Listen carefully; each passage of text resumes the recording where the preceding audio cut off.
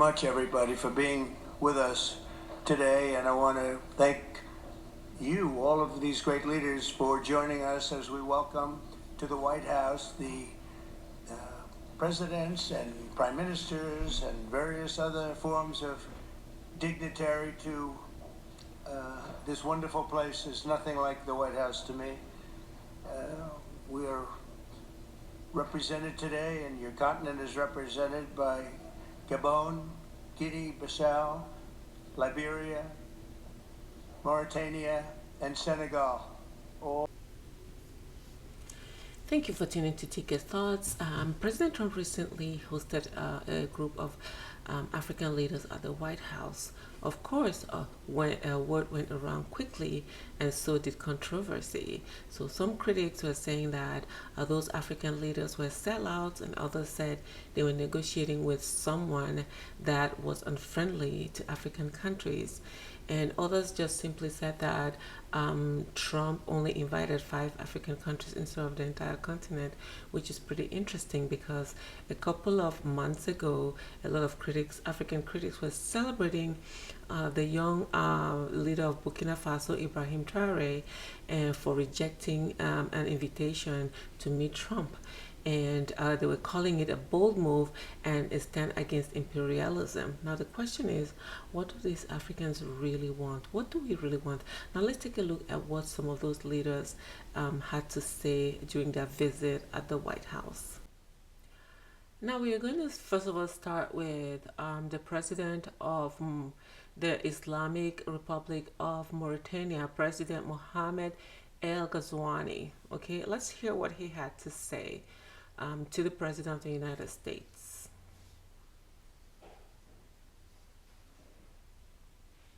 I would like to let you know that we are delighted to see President Trump's commitment to our continent. Mr. President, in the short time you've been back in office, the last few months, you came to the rescue for peace. You did it in Asia with Pakistan and India. The war sort of started, and if it had gone on, the consequences could have been a real disaster.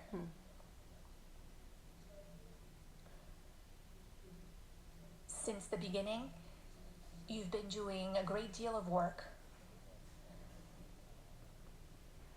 on the war in Europe, that is the conflict between Russia and Ukraine. You rushed to Africa to resolve a long-standing problem. Lots of efforts had been made by many heads of states, but your will made it possible for this agreement to be signed. And now, this conflict is behind us. You are currently working with a great deal of enthusiasm, and you're also... And then he goes on about what the president has been doing in Africa, all the negotiations with Rwanda and the Congo that you already know about, and other negotiations that were going on in the continent. Okay, he goes on, and then we had other presidents in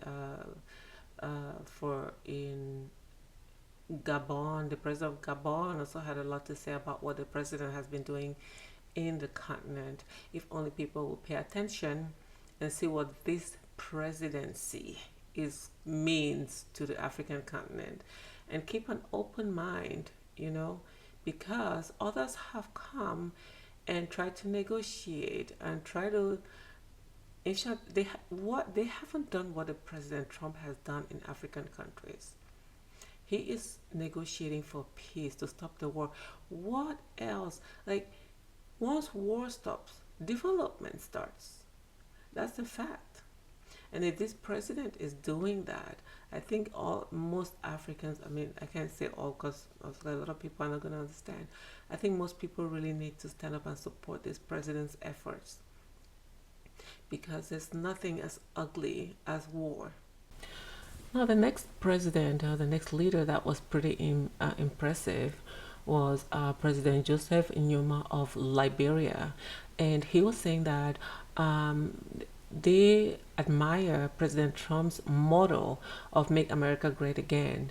And they are looking to apply that same model in Liberia, because countries that have applied that model are doing pretty well. Argentina, for example, El Salvador, for example, are doing pretty well because they've adopted that Make America Great Again model.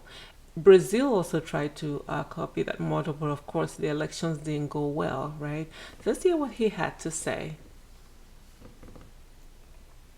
9th anniversary we did at Liberia at your embassy. Mr. President, we thank you for this opportunity to be here. Liberia is a longtime friend of the United States, and we believe in your policy of making America great again. And we also go a long way with you in your diplomacy that has to do with economic development and commercial friendship. Liberia has a lot of minerals, and one of the things we ask as good friends for a long time is the opportunity to do a survey of our minerals. Mm-hmm. And also we are committed to peace, and we've been very lucky within our region. We are a country that have had a series of democratic elections, and our country has been cooling down. And also we want to encourage American involvement in the investment in Liberia. Yeah, these are people that have come to the table to negotiate. Okay, in the past, Americans have gone to African countries to take, and we all know it. Okay, they've only come there to take your minerals without proper business negotiation. And you have these 5 African leaders that have come out here to tell the President of the United States, hey, this is what we have. This is what we're bringing to the table. How can we negotiate our minerals, right? So I think it's progress. It's good progress. I don't know about you. Tell me what you think in the comment section. Yeah, so like I said, I think it's good progress. And as you see, on one hand, you have some Africans demanding visibility, respect, and a seat at the global table. Yet when leaders accept an invitation to meet with arguably the most influential person in the world, they are ridiculed. Okay? On the other hand, when someone like Traoré refuses to meet Trump, people clap and say, that's courage. So which is it? Do you want to be at the table, or do you want to stand outside shouting at the door? Now look at the Middle East, for example, right? Trump didn't invite every single Middle Eastern country to his summits either. He selected those who mattered to that particular discussion. And guess what? Those leaders showed up, they negotiated, they walked out with tangible results, because they understand that global politics is about leverage and not emotions. Now, the question I typically ask myself is, it's kind of a hard question. Are we as Africans, or are Africans too emotional about these moments? Or are they too naive to see the long-term game? Right? We want to feel respected, yes.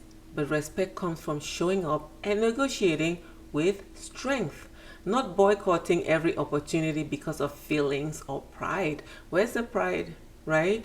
And if leaders don't go to the table, how do you expect to change the narrative about Africa? All right? Isn't it better to attend, even if you disagree, and make your voice heard rather than let others decide your fate, which has been the case over the years?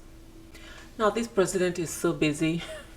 He's having all these roundtable with his cabinets, and everything is televised, and everything's transparent for you to see, and not every single thing, but things that we never ever had access to. Now we're able to watch what the cabinet really does, and they're delivering results, right? Shortly after the African summit and after hosting African presidents in the White House, President Trump traveled to Texas, visiting the storm hit areas to support communities rebuilding after the natural disaster that took place in Texas. That visit showed his priorities, engaging internationally while also responding domestically. That's the kind of leader we want. Okay, that's the kind of leader we voted for. If Africans are paying attention, this is another lesson. Leaders show up when they are needed, at home and abroad, regardless of criticism. That balance of global and local presence is what Africa's own leaders should strive for too. Now, this is the president of the free world, who just hosted 5 African countries in the White House, and he's visiting, which of course he's supposed to, he's visiting Texas after the storm that took so many lives. He's visiting with his wife and really taking his time to listen to the concerns, to all concerns of all involved. Let's take a quick listen.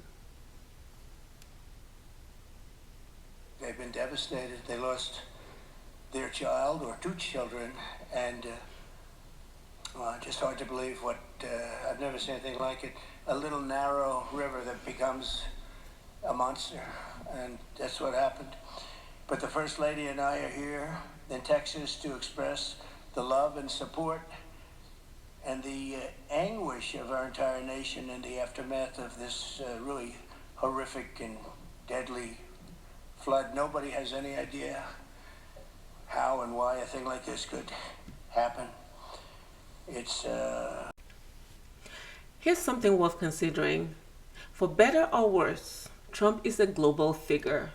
Whether you like him or you hate him, when you're invited to the White House, especially in a small group of 5, it means you are seen as significant. It means Africa is being acknowledged. It's an opportunity to negotiate, to influence, and to remind the world that Africa is not just a bystander. Okay, why is it that when the Middle East is called to Washington, and often not all of them are invited, they show up, they shake hands and make deals? They understand the value of diplomacy. They don't take it as a humiliation. They take it as a strategy. Why can't Africa do the same? So I will leave you with these questions. Do Africans really want to be at the table, or do they just want to complain about being left out?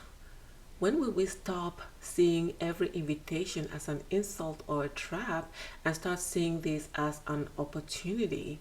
And why is it that the Middle East, Asia, and Latin American countries can negotiate these relationships strategically while Africa keeps getting caught up in pride and outrage? And finally, when will Africa realize that rejecting the table entirely doesn't hurt America or Europe? It only hurts Africans, okay? So showing up is not submission. It's not. It's strategy. If Africa wants to be respected, it has to act like it belongs, confidently, intelligently, and with clear goals. Well, ladies and gentlemen, that's all I have for you today. I hope you found value in my videos. If you did, subscribe, like, and comment below. And I will leave you with this. Keep listening and keep reading, and most importantly, keep an open mind. Enjoy the rest of your day. Bye-bye.